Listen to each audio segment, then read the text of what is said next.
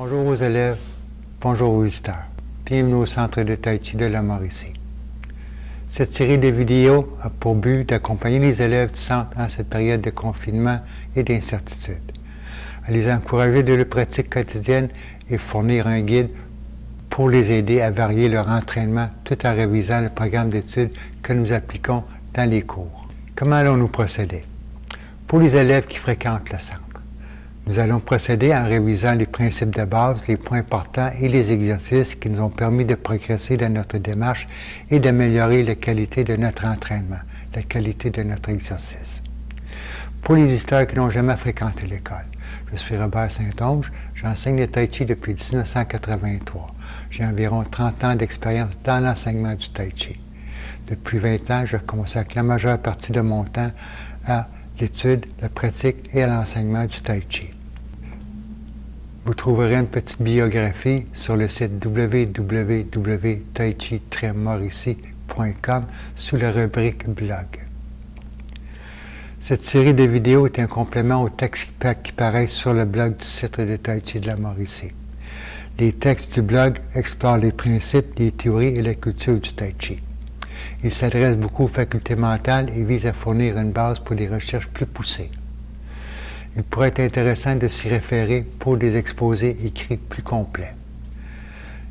Ces vidéos ne visent pas à enseigner une forme. Ces vidéos se réfèrent à une méthode. Le but est d'explorer certains éléments de notre pratique de manière à rendre notre entraînement plus intéressant, plus complet. L'accent est sur la mise en pratique des principes avec des exercices spécifiques pour chaque point et l'idée constante de cultiver notre attention. Avec cette méthode, cultiver notre attention est d'une importance capitale. Cette méthode est celle que j'utilise pour atteindre mes objectifs personnels. Cet objectif est d'aider les étudiants à retrouver, dans la mesure du possible, leur corps d'enfant. C'est le but sur lequel le premier maître avec qui j'ai eu le privilège de travailler revenait souvent. Retrouver la souplesse, l'agilité, la liberté de mouvement, le goût du bouger et la spontanéité de notre jeunesse. Retrouver notre corps d'enfant. La moyenne d'âge des groupes étant assez élevée, il y avait souvent beaucoup de protestations et d'incrédulité. Alors il ajoutait ceci: votre corps sait comment être jeune, il a au moins 20 années d'expérience. Votre corps ne sait pas comment être vieux. Il le devient parce que vous acceptez, parce que vous abandonnez, parce que vous abdiquez. Ce même maître, quand on le questionnait sur l'idée que le Tai Chi est un art martial, répondait invariablement: le combat le plus important de votre vie est le combat contre la maladie sous toutes ses formes, le combat contre la perte de vitalité, le combat contre la perte de capacité cognitive qui trop souvent accompagne le fait de prendre de l'âge. C'est un combat au quotidien, c'est un combat de tous les instants. On doit en être conscient, on doit connaître nos adversaires et on doit relever les défis. Et selon lui, la pratique quotidienne du Tai Chi est une des meilleures stratégies pour contrer et se défendre contre ses agresseurs. Comme pour n'importe quel combat, cela requiert de la rigueur, de la discipline et surtout une approche systématique et stratégique. Il faut s'entraîner intelligemment. Chaque minute doit compter. Retrouver notre corps d'enfant, c'est un méchant défi. C'est sûr que ce ne sera pas gratuit. Il va falloir déployer un effort considérable, un effort de tous les instants.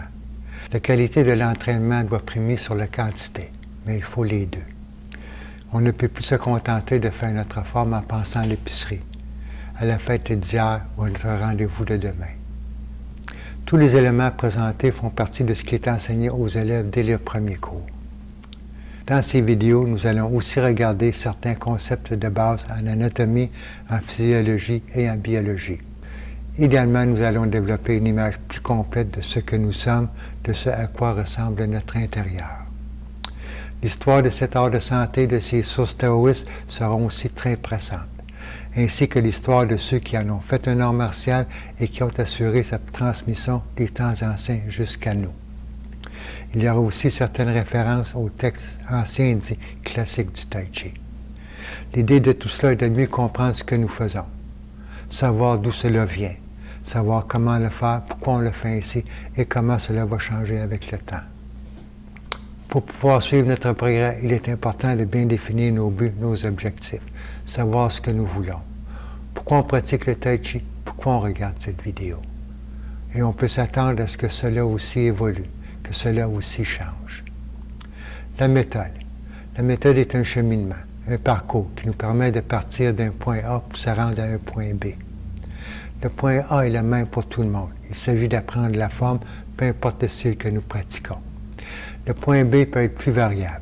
C'est le but ou l'objectif que chaque individu, que chaque praticien cherche à atteindre, le but qu'il s'est fixé. Si le but de faire un peu d'exercice, faire notre forme à tous les jours peut être suffisant. Mais si nous désirons retrouver une santé parfaite, il nous faut porter une attention constante à tous les éléments de notre entraînement. Le déroulement. Dans chaque vidéo, nous allons explorer un point ou un aspect qui va nous permettre de progresser si nous parvenons à les mettre en pratique. Progresser se définit comme améliorer la qualité de notre exercice, devenir plus stable, plus efficace, plus conscient, plus complet. Il s'agit de suivre les consignes aussi fidèlement que possible. Le but de ces consignes est souvent de développer une certaine sensibilité. Comme un pianiste ou un guitariste doit développer une certaine sensibilité s'il veut progresser dans son art. La pression que le doigt doit exercer sur la touche, sur la corde, c'est très délicat. Et plus souvent qu'autrement, tout cela vient de l'intérieur. Le défi est de créer ce lien, d'arriver à harmoniser ce qui se passe à l'intérieur avec ce qui est à l'intérieur. D'où l'idée que le Tai Chi est un art martial interne. Idéalement, avec le temps et avec l'entraînement, tout va venir de l'intérieur. Tout cela passe par porter attention, être attentif. Porter attention à ce que nous faisons, suivre les consignes, être attentif à l'effet que cela produit dans le corps. Idéalement, devenir plus stable, plus efficace, plus conscient, plus complet. Peu importe le style ou la forme que nous pratiquons, la plupart de ces points ou de ces exercices vont nous aider à améliorer la qualité de notre entraînement sans nécessairement changer notre forme. C'est un travail délicat, difficile, un travail de longue haleine. C'est un processus un peu comme apprendre la musique. Ce n'est pas qu'un effort physique, c'est un effort global qui implique tous les aspects de notre être.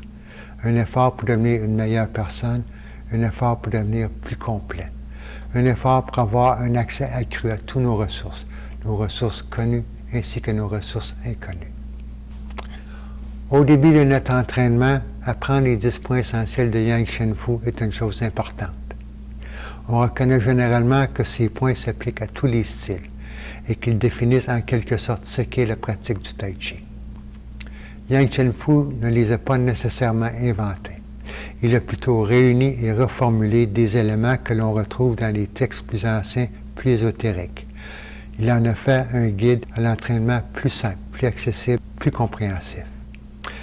Yang Shen Fu, les 10 points essentiels. Redresser la tête. Maintenir la tête et le cou droit, naturellement avec l'esprit concentré au sommet de la tête. Garder la poitrine légèrement relâchée vers l'intérieur et le dos ouvert. Le cœur est dit contenu. Relâcher la taille. La qualité des mouvements dépend de la souplesse de la taille. Relâcher la taille permet aux pieds de former une base stable. La taille souple permet de coordonner les mouvements du haut et du bas du corps. Faire la distinction entre le pain et le vide dans les postures. Cela donne stabilité et agilité au mouvement. Laisser tomber les coudes, relâcher les épaules. Cultiver et utiliser l'esprit plutôt que la force. Coordonner ensemble tous les mouvements du haut et du bas du corps. Harmoniser les aspects internes et externes des mouvements. Maintenir la continuité entre les postures. Rechercher la tranquillité dans le mouvement. On dit que les mouvements apparaissent, deviennent clairs lorsqu'il y a une paix intérieure. On reviendra plus en détail sur les 10 points essentiels à mesure que nous progressons dans les vidéos. La deuxième chose, tout aussi importante, sinon plus, surtout dans la pratique, c'est la forme de la main communément appelée la bouche du tigre. Notre capacité à maintenir la forme de la main stable va être un facteur déterminant pour la suite des choses. C'est surtout de cela que l'on va traiter dans la prochaine vidéo. Merci de votre attention.